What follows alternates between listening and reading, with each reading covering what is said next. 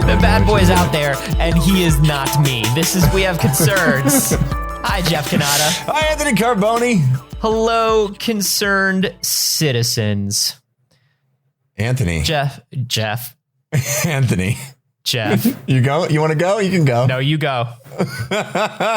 Anthony, we've been saying it for a long time, and no one is listening. Yes, for hours we've been going back and forth. We edited most of it out, luckily, but we're just too polite. That's the thing. We just keep tipping our hats to one another. No, after you, sir. No, I do. No, please, sir. I bite my thumb, sir, but not at you, sir. No, we've been saying it for a long, long time, and nobody's been listening to us. We need to destroy the sun. Thank you. Right? Thank you. Nobody listens. We need to formulate a plan. Yes. To destroy the sun. The sun is trying to kill us. Yes. Destroy it. There's only one solution to that. Let's fire rockets into the sun. Whatever we need to do. A ragtag group of miners, perhaps. Oh, from your mouth to God's ears. From your mouth to God's ears, we must destroy the sun. Yeah, I have one platform, and that platform is destroy the sun. You may be asking yourself, dear listener, why destroy the sun? Well, there's lots of reasons. Can I tell you something? There's lots of reasons, and let me tell you something. If somebody was running this year, and their platform was pretty good, except for their main thing was destroy the sun. Yeah, I would still vote for them. I mean, they're not. If it's not Trump, I'm voting for the destroy the sun guy or girl. I would be like, hey, okay, so pretty good on healthcare, pretty good on economics. Yeah, I love where they stand on education. Does want to destroy the sun. Yeah. I'm going to let it go. I'll let that slide this time. I'm going to let it go. Also is basically a ham sandwich. It's a ham sandwich with some good ideas and one really scary idea about the sun. Still not Trump, though. So I'm voting for ham sandwich. I'm still in ham sandwich 2020. Ham sandwich / whoever 2020. So here's some new information that may persuade you, dear listener. If you are not on team destroy the sun, this may persuade you. It turns out there is some very compelling evidence in a new scientific article that there is a correlation between earthquakes here on our planet and solar activity from the sun. Now, Jeff, is this another story that's trying to connect solar flares to literally every single thing in our lives? Maybe, but it's not specifically. It may be that. Maybe, and also fuck you. But it's not specifically solar flares. This is proton activity from the sun that has been measured and correlated with seismic activity here on Earth, and they have found a direct and alarming correlation. Okay. So here's the thing. There is something called Poisson distribution. Poisson. I think I'm pronouncing it correctly. Poisson distribution. This is a statistical phrase that describes how things are distributed, how you can sort of expect things to be distributed when they don't affect one another particularly. So you can chart out one example, the Wikipedia entry that I read when I was learning about Poisson was if you get 4 pieces of mail per day, for example, and they come from different sources and getting one piece of mail doesn't affect getting another piece of mail, you can pretty much chart how much mail you're going to get. It is distributed on a Poisson curve. Okay. So that is not how earthquakes behave. Scientists think that if an earthquake happened and then a different earthquake happened and we charted them all, we should get a Poisson curve. We should get a statistical distribution of how earthquakes happen all around the planet, except that we don't. And they've been trying for many, many years to explain why that could be. And all right, usually that means that there is some effect causing them. If they are sort of independent and basically unique phenomena happening in unique bespoke locations all over the planet, they should work out in this Poisson distribution. If not, then usually what the case is that there's some external force causing them that can be charted. Okay. So there's been a ton of theories, tidal components, that the Earth's the movement of the oceans affects earthquake activity. There's never been any evidence to prove that is true. There may be, people have suggested it may be a link to the effect of the Earth rotating on its axis, the speed at which the Earth rotates, variations in that speed. No, nobody's been able to connect that. Okay. There are a bunch of researchers, as you said, that have tried to link solar activity, electromagnetic storms to earthquakes, sunspots, as you brought up.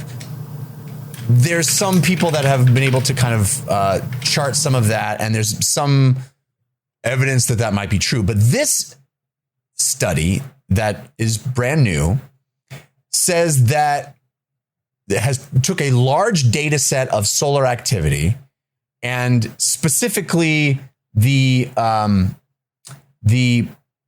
protons, proton density. They checked proton density in the sun as the rays of the sun travel through space and hit the Earth. They have different proton densities based on, activity from the sun. Okay. And they mapped that to seismic activity all around the Earth. And what they found was if you take a time period that can be shifted up to 24 hours, there is a very direct correlation between the density of protons from the sun and earthquakes. In fact, if you move the threshold of earthquakes that you're looking at to very high, like very intense earthquakes, the correlation becomes even more profound. It becomes even more direct. So if you're looking at tiny earthquakes to big earthquakes, the bigger the earthquake, the more proton activity in that area on the planet. Okay, but here's the thing, Jeff. Couldn't you destroy the sun? Yes. Yeah, but couldn't you look at that correlation, look at that data, and just be like, well, it turns out earthquakes cause the sun? I mean, perhaps. It turns out that when there's an earthquake, it causes a lot of proton activity on the sun. Well, what they're finding is that it's a 24-hour time shift later, right? So you go proton activity on the sun, 24 hours later, earthquake. I think what's going on is the Earth is just giving instructions for the next time. And then when the sun does that, within 24 hours, it receives new orders. Yeah. You forget to also those instructions time travel, which we know the Earth talks to the sun with time travel language. This is quantum shit. I mean, but this is the thing is so proton activity from the sun goes up within 24 hours. There's an earthquake. It feels to me like within 24 hours is it doesn't seem like a large period of time, but it does seem like a large period of time. Do you know what I mean? Why would it be within 24 hours? Because that means it could be any time from within 10 minutes to a day later, there's an earthquake. And that to me just feels like you're looking for correlation. Here's the sentence from this scientific paper that it is from the abstract of the scientific paper. It says, we found clear correlation between proton density and the occurrence of large earthquakes with a time shift of 1 day. So I don't think it's within 1 day. I think it was literally moving it 24 hours ahead every time. This is what we found. And now this is the sentence that really moves me. The significance of such correlation is very high, with probability to be wrong lower than 10 to the negative 5. okay. I don't know how they get to that number. They decided it was lower than 10 to the negative 5, though. I mean, that's like based on their methodology. Yes, but I think that the idea here is that we saw such direct one-to-one comparison when we move it forward 24 hours. We saw it like it maps so perfectly that to be a coincidence is highly improbable.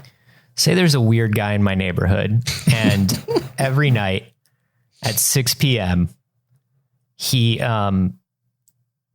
dances in his window naked to She Works Hard for the Money.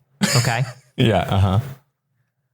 And then if we were to look at every time an earthquake happened, and I went and I said, well, every time an earthquake happened within 24 hours beforehand, exactly 24 hours beforehand, Harold was dancing naked in his window to She Works Hard for the Money. Yeah. Obviously, Harold is causing these earthquakes. We must destroy Harold would be my conclusion. We have to destroy Harold.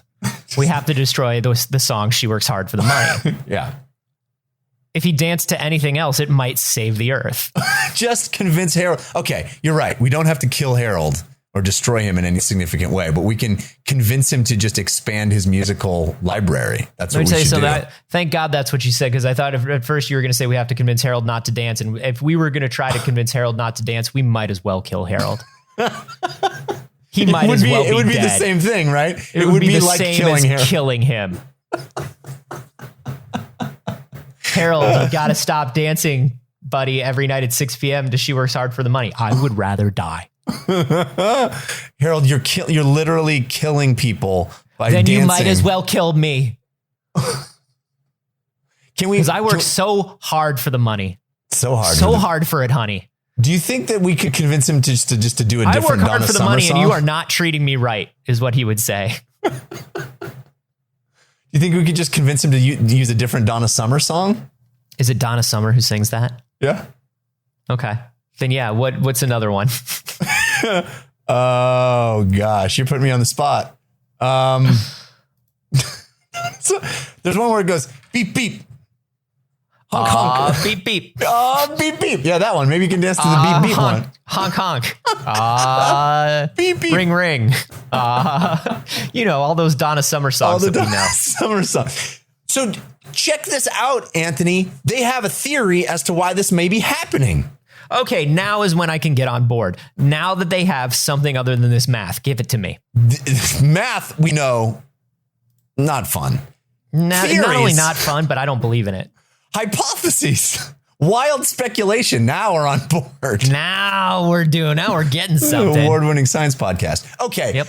Here's what they think. They're calling it a tentative model that explains the correlation. They call it a reverse piezoelectric effect induced by the applied electric field related to proton density. So piezoelectric energy is energy that is electrical energy that is caused by intense pressure or heat, which you'll find down there at the tectonic plates below the Earth's crust. So a lot of piezoelectric energy all being generated by all this pressure and heat that's happening as these tectonic plates are pushing into one another and moving slightly every few years. And then they get bombarded with dense protons that agitate all this piezoelectric energy that has been generated. Okay. And at a certain point, when these pulses happen, when the proton density is high enough, it causes an electromagnetic reaction and a discharge of energy that creates an earthquake. It's literally like a lightning bolt under the Earth's crust. It's a big discharge of electrical energy that causes this shift, and it's like the Earth is getting zapped with energy from the sun that reacts with all the energy that's happening by everything being built up, and it is exploding in an electromagnetic discharge that causes earthquakes. We need to destroy the sun. Are you sure it's not Harold? QED. I mean, it could be Harold. I'm not throwing that out entirely, We're going to consider the Herald problem in another paper, I think. All right. As long as it's considered. I just don't want any information thrown out, you know? Yeah. So that's interesting. So that's what causes earthquakes. If that is indeed what causes earthquakes, or part of what causes earthquakes, right? Because I'm sure there are other natural causes, but if we can say that this definitely causes earthquakes, what do we do about it? I mean, I know you're saying destroy the sun, and I'm with you. The problem here is that there's no clear course of action to do something about it. The good news is this could be a very accurate predictor and give us 24 hours notice of when an earthquake is going to happen. So they're talking about this as a way to predict earthquakes with a very high accuracy. To say, oh, hey, a whole lot of proton activity, everybody. Guess what? We got 24 hours to mobilize the team of disgruntled miners. This exactly sounds like the plot of a Jake Gyllenhaal movie. Do you know what I mean? Like one of those big ones that he does every like 5 or 6 years to get the money.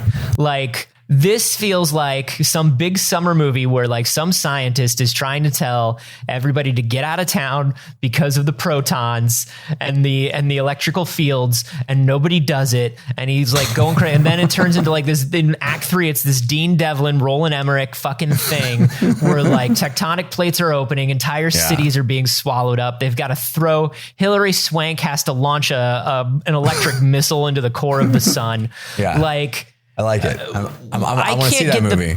We can't get the people across the street from me at the sports bar to sit 6 feet apart with a mask on. You're going to tell them that protons are hitting the earth at a wild rate. And so now we all have to evacuate. They're never going to do it. You know, it is interesting looking at this paper. I didn't see at the bottom here. It was written by doctors Jake and Maggie Gyllenhaal, which I thought, a very surprising. Now, here's the thing, Jeff. That doesn't surprise me because they can do anything. Those two, dynamos. They're very talented. Dynamos. You know what I mean? Yes. Nothing surprises me about them. Do you think you would listen if there was a proton warning? Yes. I mean, we had an earthquake here just the other night. I'm sure you felt it. It was disconcerting in the extreme. It was maybe a long time. It was maybe, I don't know if it was the biggest one I've been in California for, but it might have been like the most intense in terms of like size and proximity to me. Yeah. You know what I mean? And it lasted a long time. Went for a while. Yeah. I was watching TV and I registered, we're having an earthquake, reached for the remote, found the remote, pushed pause on my show, set the remote back down, and then still had like 3 or 4 seconds of writing out the earthquake. It was long. And so in light of that experience just recently, and now having children and just 2020 in general, that's got me on edge. Yeah. Somebody goes, we got a pretty good idea that there's going to be an earthquake in 24 hours. I'm a listen. Yeah. You wouldn't. Yeah. I might know ask, what I'm going to do. I might ask, how would you know? And they'd be like protons. And I'd be like, get wrecked. I'll be right here. Here's the problem with a system like that is, here's what I would say. I would say you certainly don't publicize to people that it's the protons. Like if people want to know that it's the protons, doing a little research will tell them it's protons. Yeah. But it should be like, it should just be like the sirens in San Francisco. No one knows why the sirens go off. We just know that if the sirens go off, it's earthquake, right? So as long as you're just like, no, siren means earthquake. Just do that. Don't tell people how you're doing it. Just be like, that siren mean earthquake. And everybody go, cool, earthquake. Can we make the siren go, proton, proton, proton? Can we meet me halfway on that at least? I was going to say it should just play She Works Hard for the Money. Yeah. And that way, if the sirens throughout the city start playing She Works Hard for the Money, we know we have to evacuate. You know, the bad part about that, though, is that we're all evacuating and Harold is just dancing his way to hell. You know what I'm saying? This is the way he wanted. That's the way he wanted to go out. He died the way he lived. He died the way he lived. Dancing. By the way, She Works Hard for the Money. By the way, Jeff, she also sang Bad Girls. You remember Bad Girls from Dance Dance Revolution? So Dance Dance Revolution, yes. Bad girl. Yeah. Talking about the bad girl. Yeah. I think that might be the one that goes beep beep. It might be. Toot toot. I think it is. It's not honk honk. I said honk honk. It's beep beep toot toot. Beep, it's beep beep toot toot. Toot. Honk honk. Honk honk. Ring ring. Buzz buzz. Twist it. Bop it. Bop it. You remember Donna Summer, inventor of the bop it? We've learned a lot today about earthquakes. I feel like you are very skeptical about this, I think, highly useful bit of information here. I appreciate it. I think it could potentially be useful. The only reason I bristle about it is because so many things have been theorized. Have been theorized.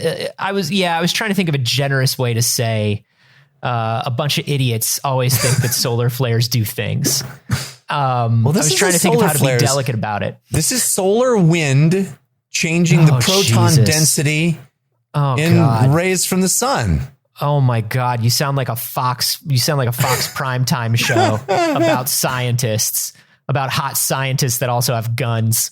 Like that's what we need we need laser pistols to shoot the rays of the sun that are coming at the earth. If we all do it, if we create a pedestrian army of sunlight shooting laser pistol carriers, you know, then we're the answer is always more guns. That's my theory. Hey, everybody, the answer is more guns, and that's where we're leaving this story. No, I certainly, if they've done the work and they've shown that it's correlated and this can be useful information, I'm all for it. I think the only reason why I'm a little resistant to it is just because like people just always try to tie things to cosmic shit that ain't got nothing to do with it. I think that's the only reason why I bristled at it a little bit. You know what I mean? Well, the idea to me, I know that they've theorized that sunspots could cause earthquakes for a long time, but the idea to me that there is something so external that would affect us in this way, because I always think of earthquakes as being this internal process that's going to happen no matter what. Right. And, it's just a matter of time. And the idea that, no, maybe it's like we're being cooked. There's a thing outside that is causing this electric discharge.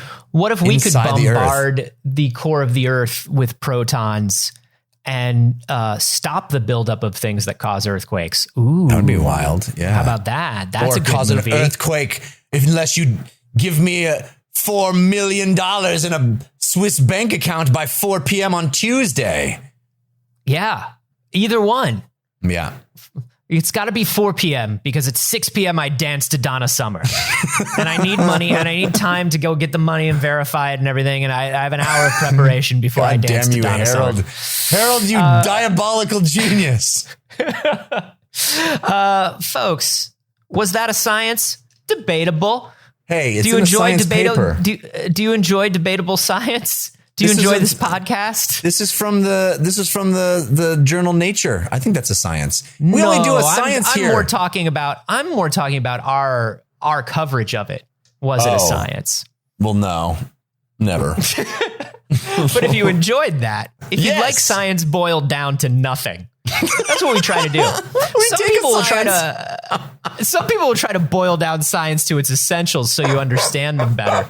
What we try to do is boil down science to nothing. We do not stop there. Why would we stop there? Why would we stop to boiling it down to its essentials? If you keep boiling, see, lazy podcasts, non-award-winning science podcasts will stop the boiling down at the essentials. We keep going. We break it down further until science. It is literally nothing at the end. You're welcome, America. You're and welcome, beyond. and give us your money. Go to patreon.com/wehaveconcerns. It is the only way that we fund and support the show. And in return, you will get some very interesting stuff as well. Interesting is the least of it. It is compelling. You'll create lifelong friendships. We have a Discord community, folks, that is just the finest humans to ever walk the face of this here planet. And they're all congregated in one spot, our Discord. You can get access to our Discord, become one of those concerned citizens by giving us just $1 a month, just a single US dollar a month, which is all next to nothing. It's next to nothing. That's basically money boiled down to nothing. Exactly. And that is just where the fun begins, because, ladies and gentlemen, there is also bonus content, extra episodes. Every time we have a guest on the show, you get a bonus guest episode. There's the conversations that we start each episode with. You get those. There's hangouts. The list goes on and on, Anthony. It's like a smorgasbord of amazing. Jeff, sometimes I think we give too much. Not only do we not report thoroughly on science, but we also do all those other things. Are we doing too much for the world, Jeff? I don't know. Only our patrons can decide that. Yeah, we'll only listen to our patrons on this. That's patreon.com/wehaveconcerns. Jeff, I'm going to give you a choice. Okay. Artificial intelligence story or scatological story? Well, I love me the poop. I love talking about poop, and it's been so long since we've talked about poop. But I do like an AI story. Yeah, I wish I had one story that had both for you. That would be great. I have a Google alert set up. You've just been waiting so patiently. I've been waiting for an artificially intelligent bowel movement story. Where's that grant? Who's working on that? Let's go with AI. I want to hear about some robots that are going to take over the world. What do I need to be scared of now? Well, I don't think this. Well, not now, but as with all AI things, you should be scared soon. Okay. You shouldn't be scared now. Should I set up a Google alert for when I should be scared? Yeah, set up a Google alert for robots have gone too far. Although at that point, they will control Google. So, hey Siri, can you tell me when you've gone too far? I searched the web for "have you gone too far" and couldn't find anything. Great, I'm still safe. I'm good. This is just published literally today, as we're recording this, by the University of Helsinki in Finland.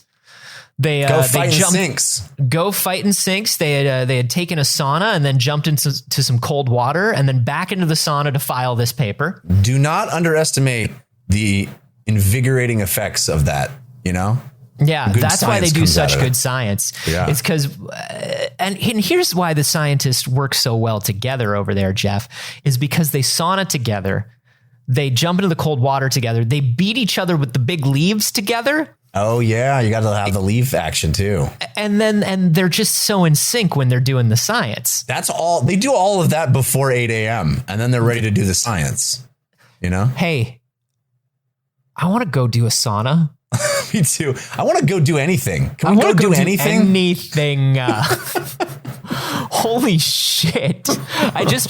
Every once in a while, something comes out where I'm just like, oh, take that information in. That shows the level of desperation you are in for public social activity. Yeah. That sounds really, really good to you right now. Hit me with a frond, man. Hit me with your best frond. Do you remember that Donna Summer song? Fire away. So the researchers at the University of Helsinki have developed a technique, where a machine learning algorithm models visual perception by monitoring human brain signals. So basically, the computer tries to imagine what you're thinking about and then draw it. Does it ever get it right? Yeah, 83% of the time. No, wrong. What? 80% of the time? So, but there's an asterisk, as there is with all of these things. It feels like that scene at the beginning of Ghostbusters when he's like got the pretty girl there with he's like, what's on the back of this card? You know, and then the electric shocks the other guy.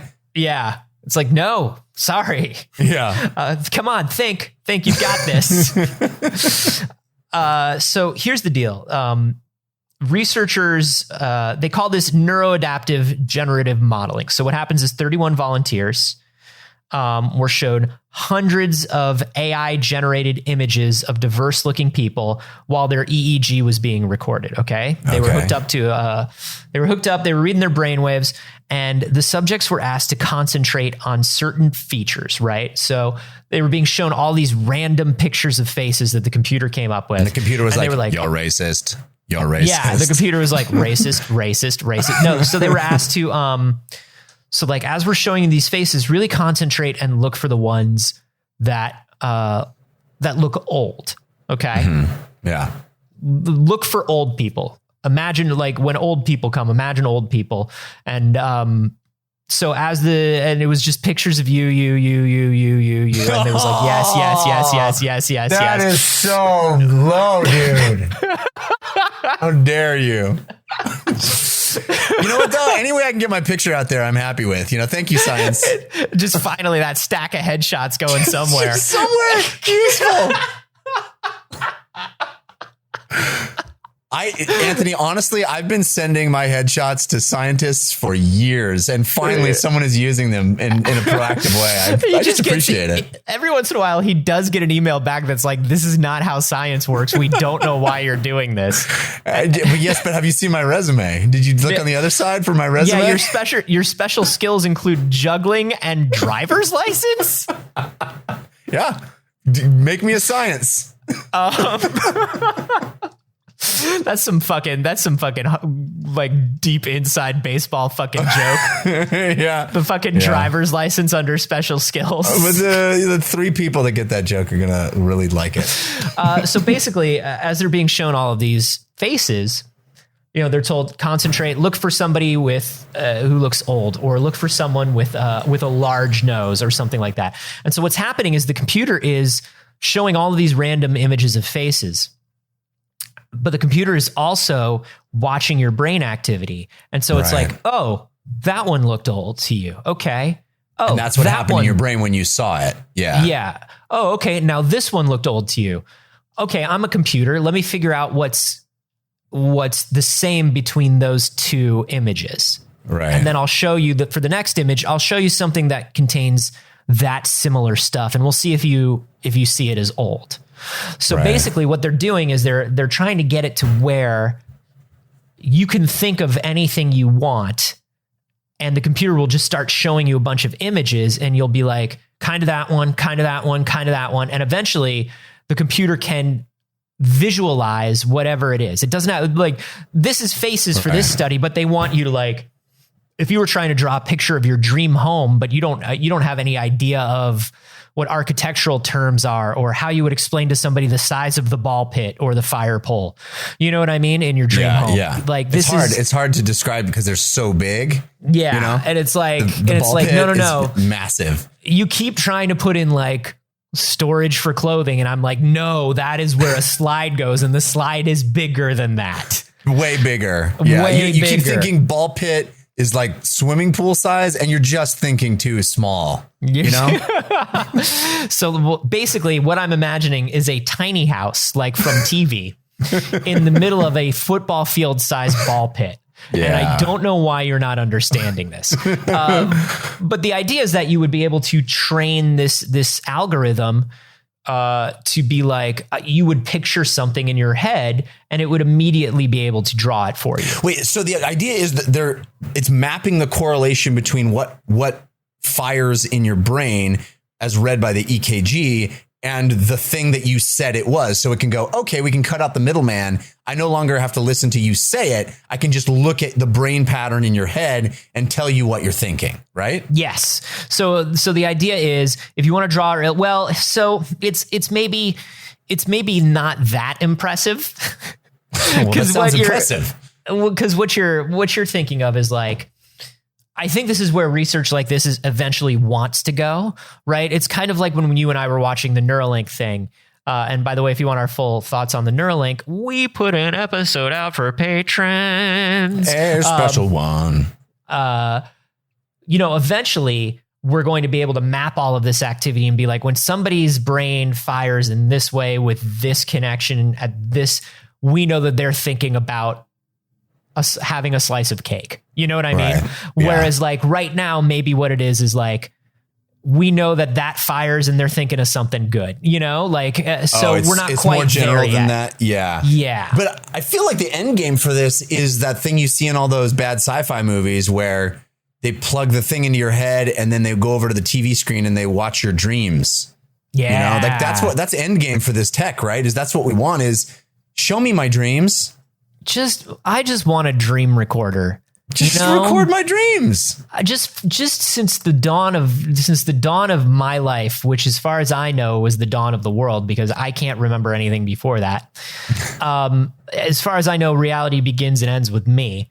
And I don't think there's a word for that. And I think this is a totally new concept and I'm probably correct.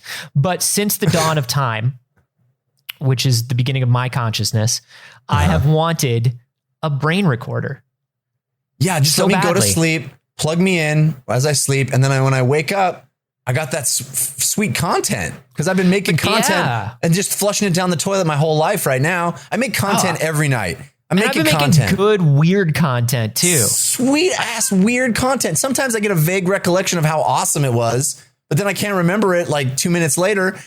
Let me record it. Give me that TiVo for my dreams. Dream recorder, though, is like flying car. You want to be the first person to have it, right? Because it's like that Jetsons joke where like the traffic jam is just up in the sky now, and there are two people with cars and they're just driving. Yeah. Like you want to be the first person with Dream Recorder because by the time everybody else has Dream Recorder, everybody's putting their dreams up online and nobody's making any of that sweet clicks. Nobody's getting that ad rev. It's like doing a podcast now. You know what I mean? Everybody's got one. What's the point? There are more podcasts. Yeah. I know that you don't think beyond your own life experience, but yeah. There's more than one podcast, but not science though. No, we're the only science podcast. Thank God. But not science though, right? We're good. We're good. Thank God you and I do shows about science and Dungeons and Dragons where things are not crowded at all. Yeah, we're smart like that. We're marketing wizards. I'm thinking about doing content based on video games. How about that? Whoa, there's a starving market. If you've ever heard of one. Know. But no. So the idea is they're going to get this to the point where, not just this becomes faster at predictions and faster at sorting, right? The idea is it's going to get trained to get even better. So like right now, these initial 31 participants, they're told, hey, think of somebody who looks old. And like, it takes the computer a long time to come up with it. But the idea is once you start building more records of patterns and more records of visual representation of different things, the computer gets even faster and faster and faster to the point where somebody will be able to sit down and be like, I need kind of an old guy face, but like it needs to sort of be like menacing, but like also, and then it just kind of draws it. Right. The other thing, get as many comic books as we can imagine. Ooh, baby. And then the other thing that they want is like, so because the technique is not based on recognizing thoughts, it's based on responding to associations we have with mental categories. Like we can also figure out what people's implicit biases are about certain things, right? So this is very interesting in terms of like, if you ask 100 people, picture an old person, they may have completely different ways that they picture it, right? Or across different cultures, they may have different ways that they picture it. Maybe they picture you wearing a hat in one culture. And then in another culture, they picture you in sandals, you know, or like maybe sometimes they see you with your glasses off, maybe sometimes glasses on is what I'm saying. Is you're old. No, I hear what you're saying. Yeah. I was gonna go do a whole big Wilford Brimley riff, but now you just put me in there. Yeah. Do the same riff, but with you. No. Do that. But it could be interesting because, like, you know, if you ask a teenager what old is, they may picture somebody who's like 30. Yeah. You know, right. Yeah. Or you picture, you know, in a country where there's much longer lifespan, they will literally picture a centenarian, right? Maybe people picture the cartoon old man with like the really long white beard, like. Yeah. But you can also say to it, and here's where things get really weird, is where they say, hey,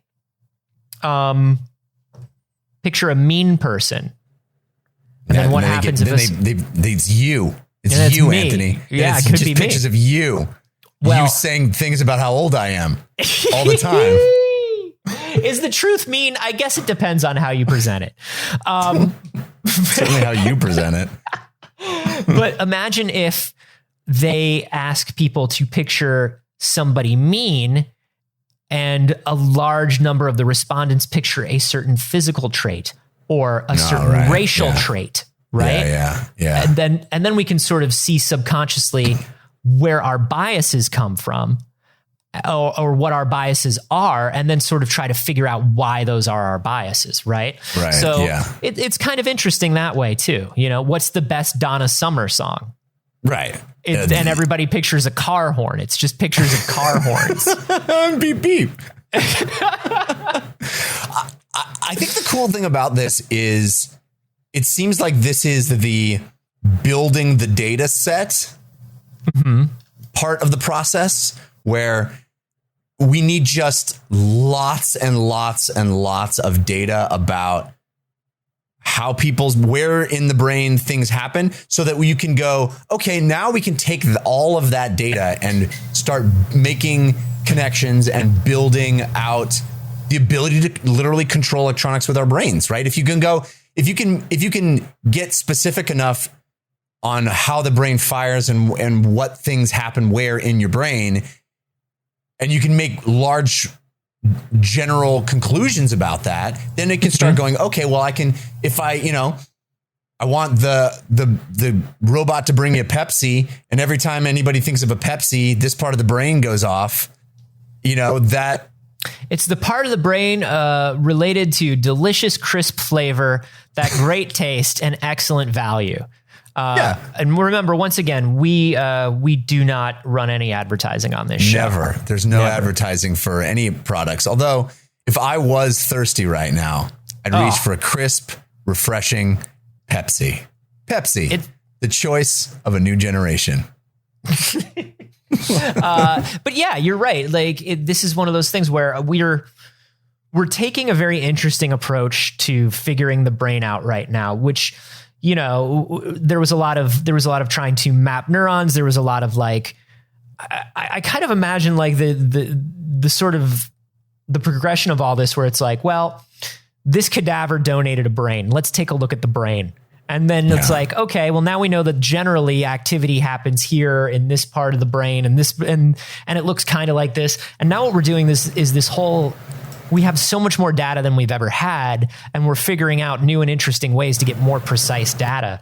So, things like the brain mapping project that have been going on for the last 10 years.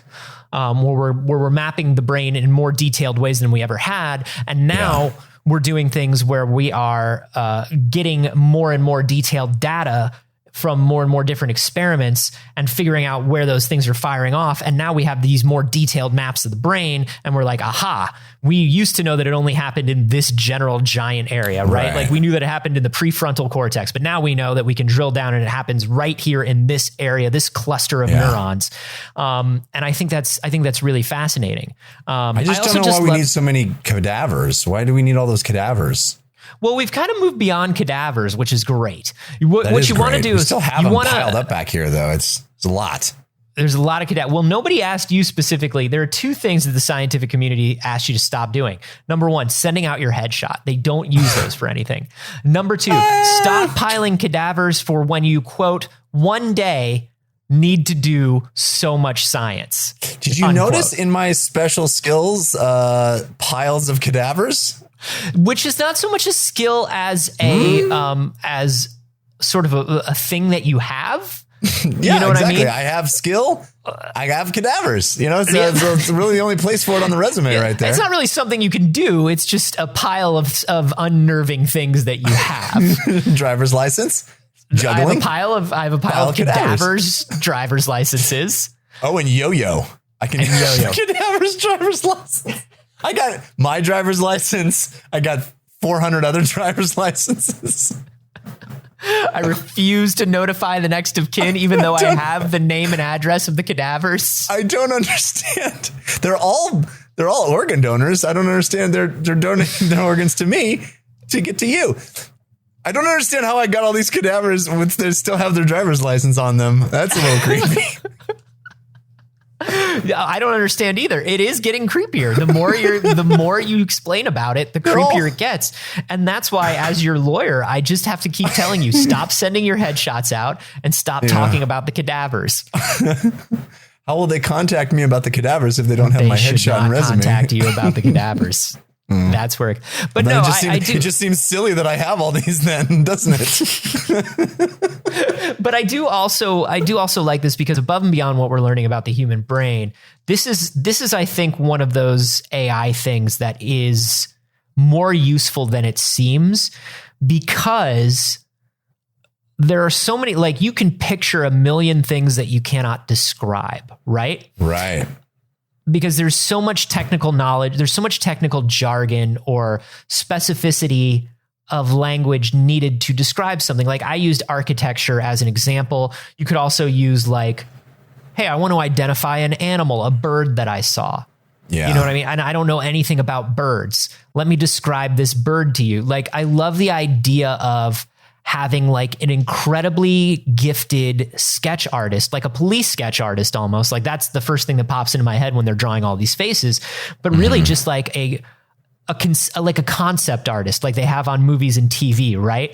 Yeah. Like, that's basically what you have with these computers once these things get better, where it's like, hey man, I'm trying to think of the perfect chair, and here's the way I think of the perfect chair looking. It's kind of like this and like this and like this. And I don't know anything about woodworking or furniture making or anything like that. I just know what I want this thing to look like. And I think once we get that's what 3D modeling is for. That's what, like, all of these different, SketchUp and things like that are supposed to help you quickly create things that you want to create.